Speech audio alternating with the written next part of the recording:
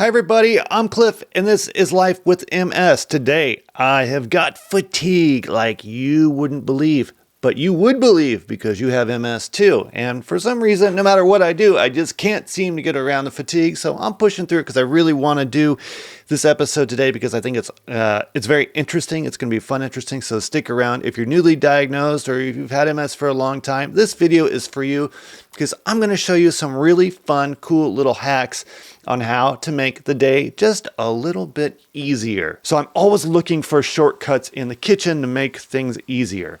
And I'm going to go through a list of things here that I found that are assisted devices that you can use in the kitchen. I have a few of them. Those ones are awesome. I'm going to share those with you. I don't have some of these, which I'm definitely going to get now that I've done the research on them.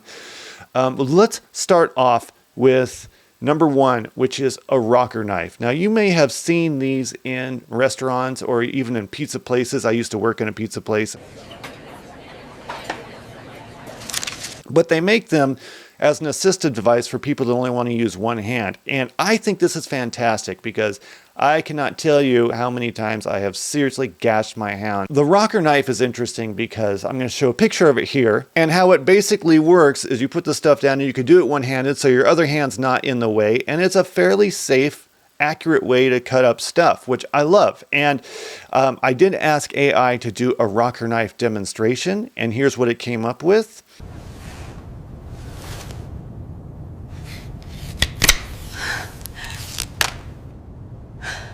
So I thought that was interesting. That's not a rocker knife. That's a large hunting buck knife that lady's pointing at that guy's testicles.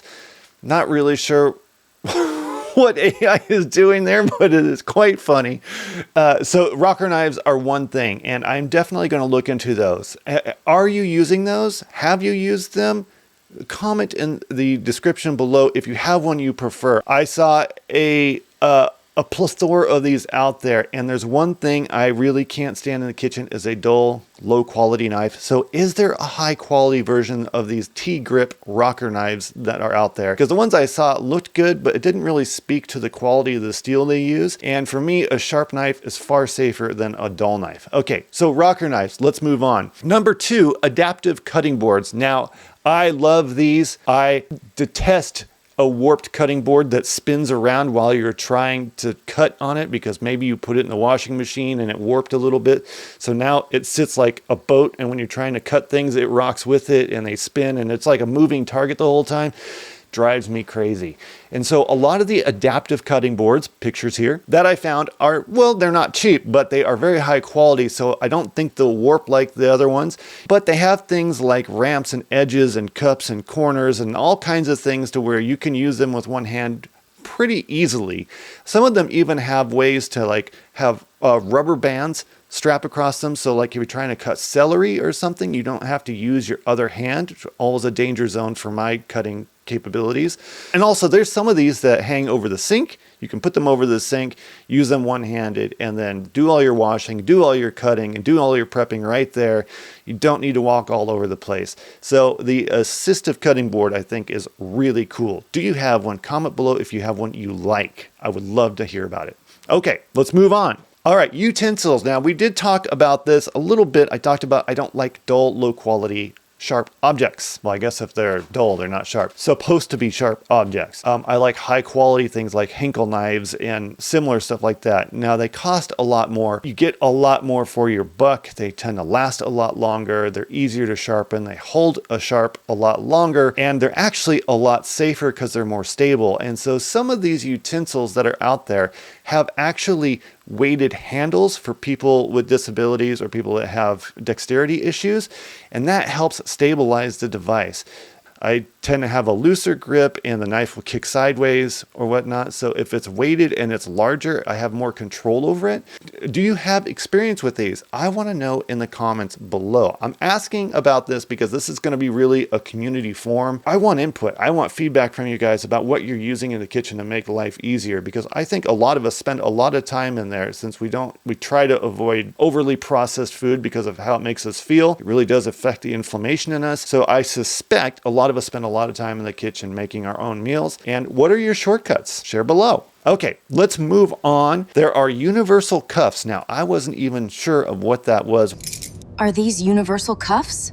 Universal cuffs, picture here, are basically a way to secure that utensil to your hand if you have really bad grip. Now, this is very cool. To me, I think just additional things I have to wash, but on those days when my hands aren't working right, this is really neat. I like it, and I haven't tried one. I don't know if I'm at that point yet, but if you use universal cuffs, what are your preferred material? Silicone, leather, nylon? Like, what do I not know about universal cuffs here that we should know as a community moving forward, so we don't end up buying 5 of them until we find one we like? I'm sure somebody out there, if not many people out there, are using them, and share the news. We want to know. All right, let's move on. Plates and bowls with raised edges and scooped edges. Yes, absolutely. I have to use the same bowl every morning because it's just easy to grip. The rest of my bowls in the cabinet are difficult to grip. Typically you would grab a bowl like that with the rim here and the bottom there. But when your fingers are shaking and the whole thing, by the time you get to wherever you're going with that bowl, half of it's empty and on the floor, or in our case, in the dogs, because they just follow behind me. They know I'm like an easy target in the morning. They're like, oh, we're going to follow this hot mess and he's just going to spill everything he's got.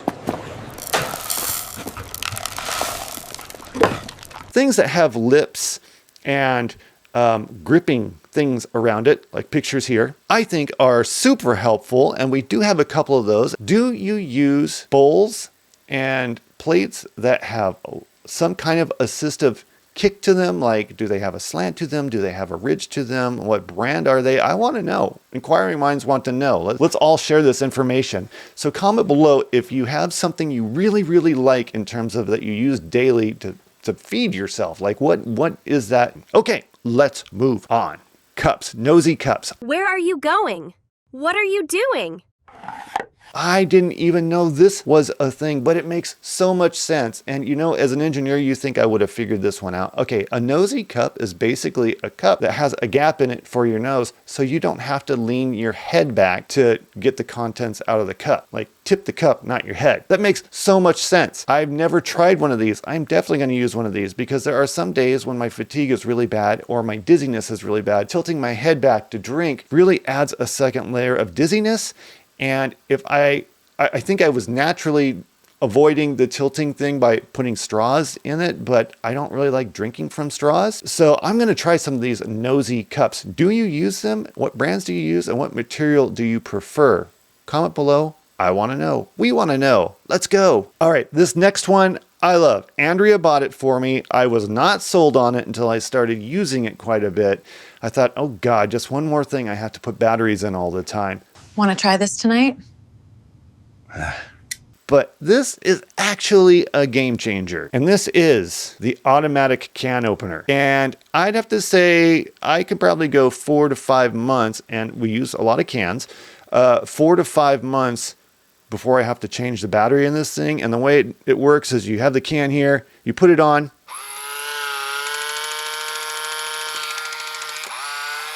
and it spins its way around completely unassisted. And when it gets to the other side, you click that, it reverses it. And then in some instances, it's got a little magnet here. It'll pull the lid off with it. That doesn't always happen. But what's really nice is it doesn't leave a sharp edge on the can either. So this is cool. And this takes about, I would say, make 45 seconds, maybe a minute to take the top off a can, so I can put the can on the counter while I'm working on other stuff. Hit this, it does its thing, I'm doing my thing, and then we come together in the end and everybody's happy. So the automatic can opener, very cool. Let's move on. Touchless water faucets.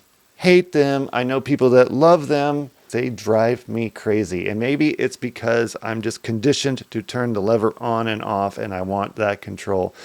But the fact that the water runs for a little while after I leave it, or it just turns on when I walk by, or any of these things, I don't know. Every time I've been in the kitchen trying to cook with those touchless water faucets or just the tap water faucets, it's always been a disaster.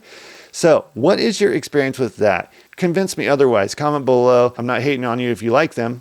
I would just like to know why you like them. Okay, let's move on. that is today. That's my rant. I'm fighting through the fatigue. I hope you found this helpful. I'm always thinking about each and every one of you. Thank you so much for the emails I've been getting. For the people buying the shirts, supporting the channel. Again, Andrea makes each and every one of these. These are her designs. My brain had a party, but nobody cleaned up the MS. It seems to be a pretty popular one. We've got a bunch of new ones coming in. I'll be wearing on new shows coming up soon. But we're having fun with it. And it's definitely supporting the channel. So thank you so much. And again, thank you to the subscribers, the people that just watch the channel, and the people that give me the feedback. I love it. I get, comments and emails every single day of people saying, wow, the channel's great. I'm learning so much, or at least I got a really good laugh today because I was feeling terrible. And that's what we're going for. I just want us as a community to, reach out and be connected, because this is a lonely disease on our own, but it doesn't have to be that way. I'm Cliff. This is Life with MS, and I'm going to go take a nap.